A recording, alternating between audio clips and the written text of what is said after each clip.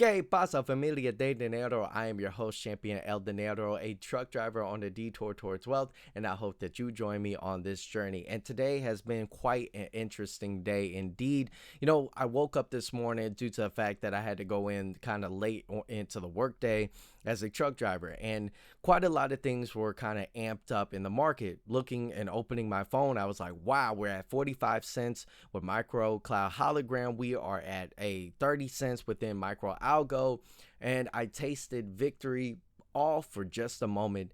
And then as soon as the market opened at 9:30, unfortunately, a lot of things unfolded. And the question that might be running through your brain is what the heck happened? And so I'm going to break down three kind of things that are catalysts that are actually life-threatening to everyone around us. I mean, honestly, it's quite insane. But of course, as investors, we should always be kind of up with the daily news. So number one, the biggest catalyst that caused it to pretty much topple over and fall and trip and then try to kind of baby walk itself into the end was Iran and Israel. So if you're unaware of that, I'm not going to break it down all too significantly because I'm not a war specialist or anything like that. But pretty much Iran had bombed Israel, and now Israel is going to have to kind of respond, or are they going to respond back?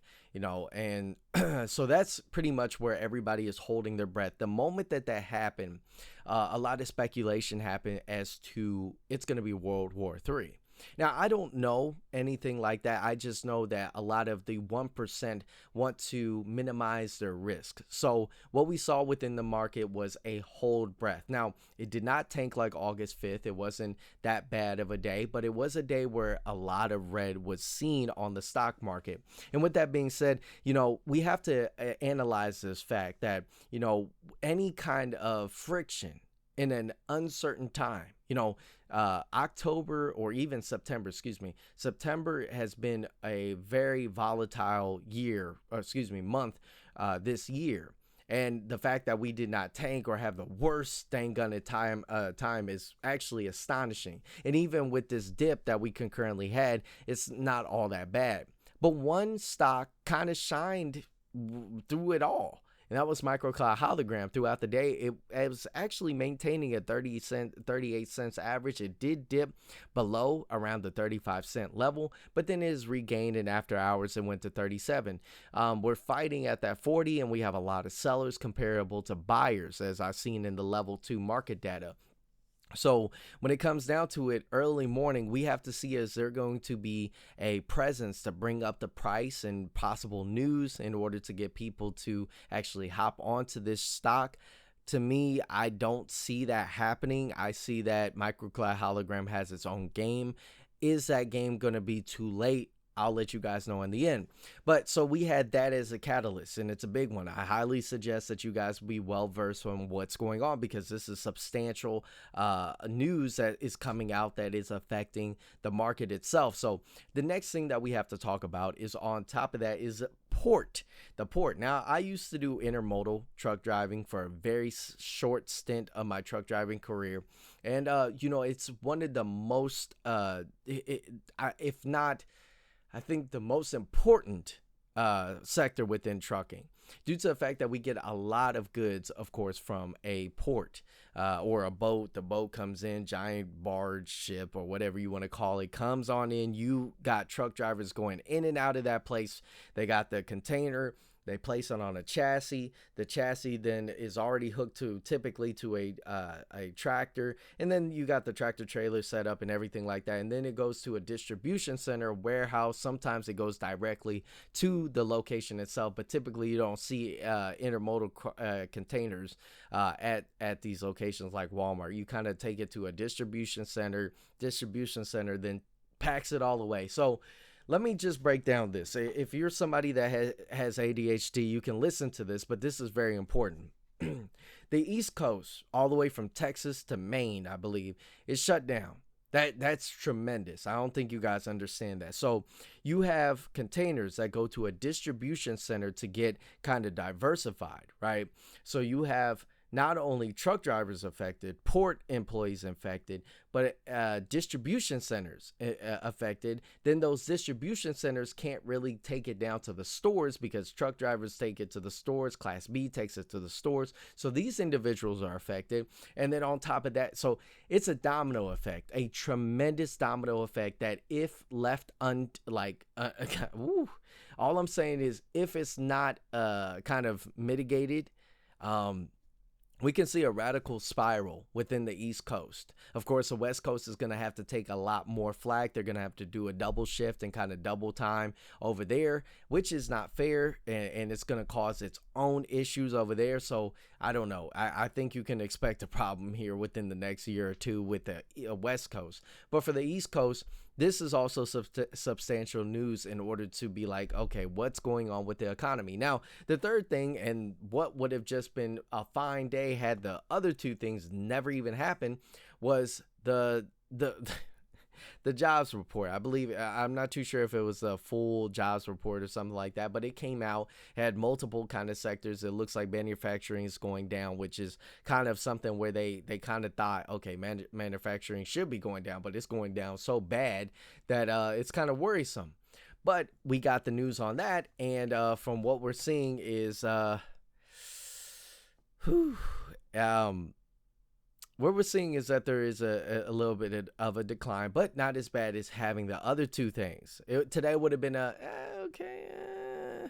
but unfortunately we got those two things and it just sent the market down. Now, again, the market is not where it could be like August 5th. Oh my, that was like the worst. That was bad.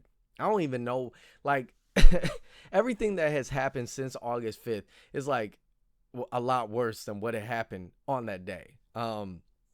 So MicroCloud Hologram throughout the day has actually maintained a significant amount of value from where it could have toppled to. You know, it stopped at 35 and I was holding my breath. I said, please.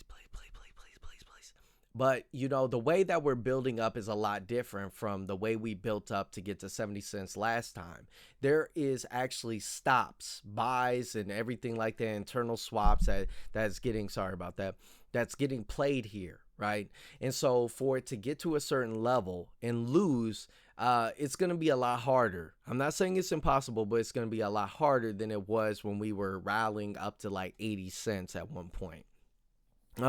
There's no doubt about it that if we opened up at 45 cents this morning and we had great news, it wasn't too bad, we could have easily saw 60 cents, 60, 70 cents at rally. And finally, possibly the next few days going on, we would have saw $1.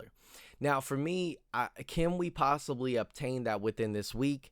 I don't think the risk is there anymore. I think that the retail presence that was willing to go ahead and get on the Chinese stock market as it was going up is still going up technically because, you know, U.S. is going to be in a different standpoint than China at this point. But it kind of affects all markets, let's be honest. I don't see the presence being that strong for the rest of this week to bring up the price. And if we get a reverse split this Friday, will it pop the next week? I don't know, to be honest. Retail presence is the most important aspect of MicroCloud Hologram. Of course, having the institutional buyers is important as well, but typically the pop is FOMO. And how much FOMO are you going to have when you see the world crumble? Okay, so at this point, with all of these things, of course, as time moves on, we'll see how the stock market kind of like interprets these news. We also have Jerome Powell, I believe, on Thursday. Does he kind of talk up a big game for these stocks and kind of moves them in a different direction? A lot of these things, like every time we see light with MicroCloud Hologram, it seems like death is just a day away. So, you know, it's a toss-up, honestly, in the air. We have Iran and Israel going on. We have the ports shutting down. We have the job sectors reports coming out. We have a full week gear packed of a lot of things. We have an election that is coming up. So the market can respond to.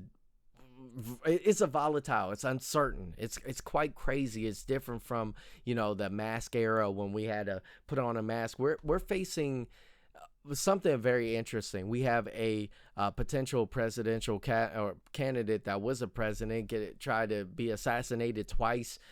We have, on top of that, possibility of having the very first female woman president. We have a lot of things. We have a current president that decided just to say, I think he has dementia, like, and stepped down from the candidacy, but is still our president.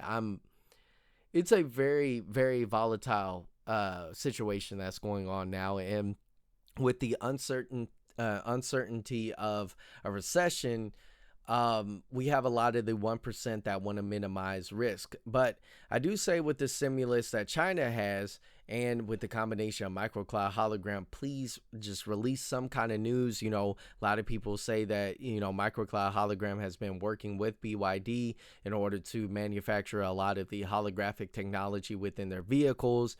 Uber has then partnered with BYD. Are we seeing an increase? You have an increase of assets, an increase in liabilities, but the assets outshine the liabilities. What is really going on? MicroAlgo is pretty much in the same camp, but yet we have no news, no information, no movement other than just trying to get to $1. I've seen multiple stocks start from the same position and already reach $1 by now. Had I jumped in, I probably would have been like, man, all right, Holo, I don't care. I made my money over here. I'm just waiting for you to pop.